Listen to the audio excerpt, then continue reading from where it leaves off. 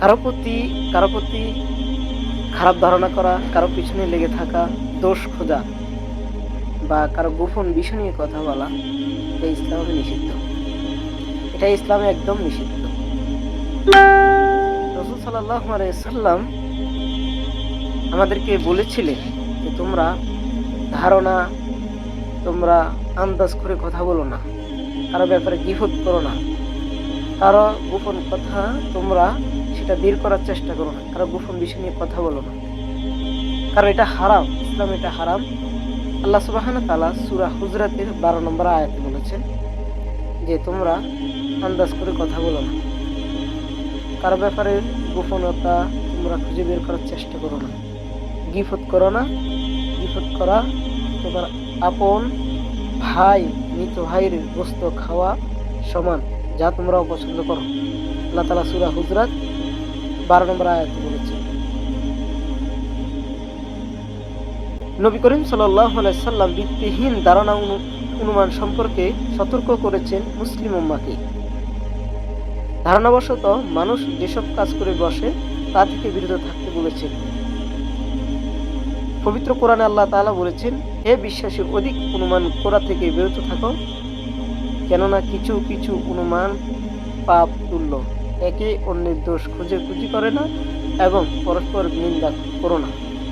সূরা হুজরাতের আয়াত 12 নম্বর। রাসূল সাল্লাল্লাহু আলাইহি সাল্লাম ইরশাদ করেন, বুখারী হাদিসটা 6066 নম্বর আসছে, আপনারা খুলে দেখতে পারেন। রাসূল সাল্লাল্লাহু আলাইহি সাল্লাম আমাদেরকে ইরশাদ করেন, অনুমান করা সম্পর্কে তোমরা সাবধান হও, সাবধানতা অবলম্বন করো, কারণ অলীক ধারণা পোষণ সবচেয়ে বড় মিথ্যা। তোমরা পরস্পরের দোষ অন্বেষণ করো না, ঝগড়া বিবাদ করো না, আসাক্ষাতে দোষ চর্চা করার চেষ্টা করবে না, হিংসা ঘৃণা বিভেদ পোষণ করা না। আল্লাহ বান্দারা সবাই ভাই ভাই হয়ে যাও, তোমরা একজন আরেকজনের ভাই। তোমরা কোথায় থেকে এসেছো সেটাকে দেখো।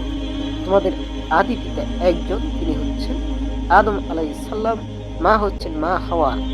তোমরা তার থেকে এসেছো, তার মানে তোমরা ভাই ভাই।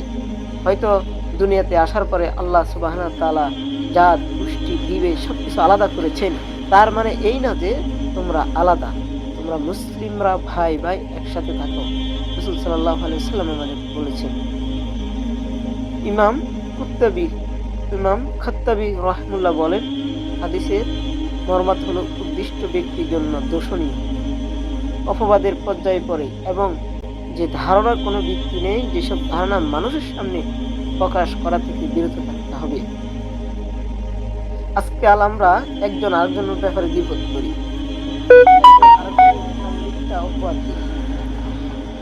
যেটা আমরা জানি না সেটা আমরা আন্দাজ করে বলে দিই, যেটা আমরা শুনি নাই সেটা মানুষের কাছে ওই একটা বিবাদ সৃষ্টি করে দিই। ধরুন আপনাদেরকে আমি একটা উদাহরণ দিচ্ছি। এক বাড়িতে দুজন পুলিশ গেছে, পুলিশ এখন পাশের বাড়ির একজন দেখলো যে অমুক ঘরে দুইজন পুলিশ গেল, সেই দোকানে গিয়ে বলা শুরু করলো যে অমুকের বাড়ি অমুক জনের ঘরে পুলিশ গেছে, মনে হয় তারা কোনো অকাজ কুকর্ম করছে। কিন্তু যখন তারা যাচাই বাছাই করে দেখলো, অন্যরা তারা কুমন্ত্রণা শুরু করলো, এলাকায় ছড়িয়ে ফেলা হয়েছে যে এরা এই কাজ করছে, এই জন্য পুলিশ আসছে। হয়তো কোনো 2 নম্বরের কাজ করে, খারাপ কাজ করছে, এই জন্য পুলিশ আসছে।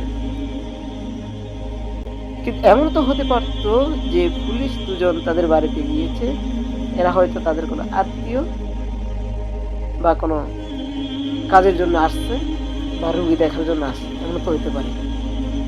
এই জন্য আন্দাজ করা থেকে তোমাদেরকে দূরে থাকতে হবে, কারণ এটা হারাম। ইসলামে এটার কোনো জায়গা নেই।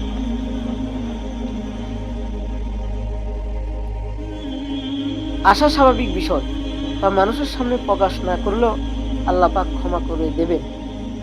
আন্দাজ করে কথা বলা, কারো বিষয় গীবত করা, বিভেদ সৃষ্টি করা, মানুষের গোপন বিষয় নিয়ে কথা বলা, এটা অত্যন্ত হারাম। এটা ইসলামে নিষিদ্ধ, এটা করা যাবে না।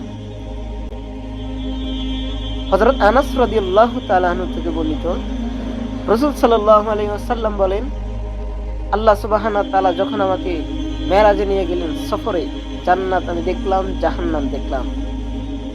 আমি জাহান্নামের কিছু মানুষদের কিনে দিয়ে আমি গেলাম, তাদেরকে অতিক্রম করলাম।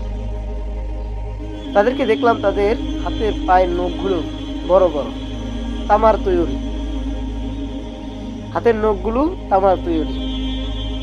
আমি জিবরাইলকে জিজ্ঞাসা করলাম, তারা তাদের নখ দিয়ে তাদের গাল এবং তাদের শরীরের চামড়াগুলো উঠাচ্ছে, চুলকাচ্ছে, ভয়ঙ্কর অবস্থা। তখন রাসূল সাল্লাল্লাহু আলাইহি সাল্লাম জিজ্ঞাসা করলেন, এরা কারা? বললে, এরা হচ্ছে ওইসব লোক যারা অন্যের ব্যাপারে নিন্দা করত, বিপদ করত, আন্দাজ করে কথা বলতো, অনুমান করে কথা বলতো, অন্যের গোপন বিষয় নিয়ে কথা বলতো। তাই অন্যের ব্যাপারে খারাপ ধারণা মুমিন করতে কখনো পারে না। এটা মুমিনদের জন্য অপছন্দনীয় বটে। আবু হুরায়রা রাদিয়াল্লাহু তাআলা থেকে বর্ণিত, সাহাবীরা বললেন, হে আল্লাহর রাসূল, আমাদের